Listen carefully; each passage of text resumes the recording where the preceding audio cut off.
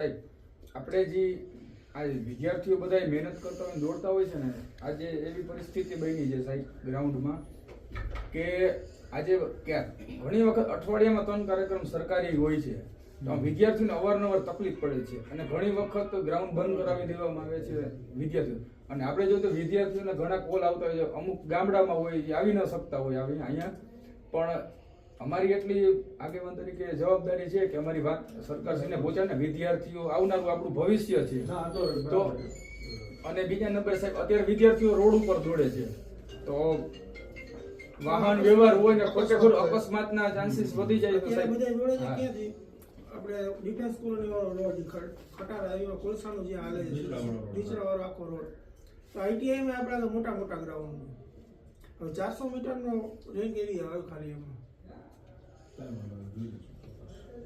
Okay સાહેબ, રજૂઆત પહોંચાડજો. આ બધું સાહેબ